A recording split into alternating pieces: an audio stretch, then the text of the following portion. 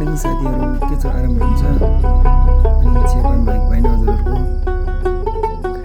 दिउँसोको के काम गर्ने प्लानिङ हुनुहुन्छ? अनि 7 बजीतिर उठेर यसो बाहिर निस्किँदै थिएँ होइन। निस्किँदै मम्मीले भन्नुभयो यसमा पनि ढलान गरिदिनु पाएछ, अलि राम्रो देखिन्थ्यो कि यो ढुङ्गाले साह्रै चिप्लो भयो, पानी पर्दाखेरि अप्ठ्यारो भयो, काम गर्न पनि मन भयो। मैले पनि अलिअलि काम जानेको थिएँ। अस्ति दौडमा जाने काम थियो, त्यही मौका छ कि एकबाट सिमेन्ट लिएर होइन। अनि ढुङ्गा गिटी बाल्दा चाहिँ घरमै थियो। अब खोलाडी ल्याउनु पर्ने चाहिँ अस्ति नै लिएर आइसकेको थियो। अनि बाँकी अलिअलि रहेको थियो। अनि त्यही भएर चाहिँ सिमेन्ट चाहिँ लाएर हुन्छ नि त, जाने काम गरिहाल्छु नि भनेर लाएँ। अनि काम गर्दै थिएँ। अनि बुवा आउनुभयो, ट्याक्क लाएर तँलाई हेल्प गर्छु भन्नु त पर्दैन भनेको। अनि अलिअलि गरेर जस्तो गर्नुभयो। मैले पनि अब त्यहाँ सानसानो ढुङ्गाहरू थियो, त्यसलाई चाहिँ अलिअलि सोइलिङ गरेर जस्तो गरेँ होइन। अनि धमाधम गिटी पाल्नु कहाँ बोक्न थालेँ। अनि एक काम सुरु हुँदाखेरि लगभग 9:30 सुरु गरेको थिएँ। आधा घन्टा जति काम सुरु गरेँ। अनि फेरि मम्मीले खाना खाएर गरे नि हुन्छ भन्नुभएको थियो। हुन्छ नि त, खाना खाएर गर्नु पर्ला, अलिक घाम लाग्यो नि झ्याउ हुन्छ भनेर अनि छिटो खाना खाएँ।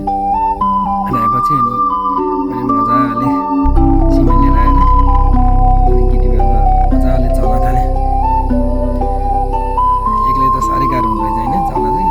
ठिकै छ नि त भनेर अब साथीहरू कोही थिएन, मजाले चल्न थालेपछि अनि छोरी ट्याक्काले बाबा तपाईँले तिर्खा लावा भनेर पानी लिएर आइन्।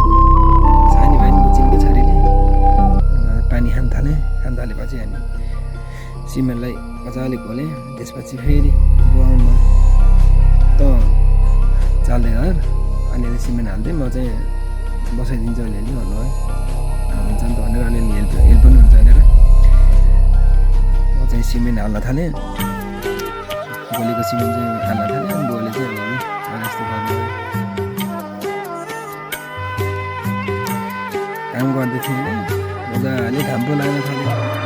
काम गर्दै अलिअलि आधासम्म भएको थियो। तिनीहरू फेरि घाम लाग्दा चाहिँ पानी पो परिदिन्छ। अनि बिजोग बनायो, बल्ल सिमेन्ट भनेर राखेको होइन।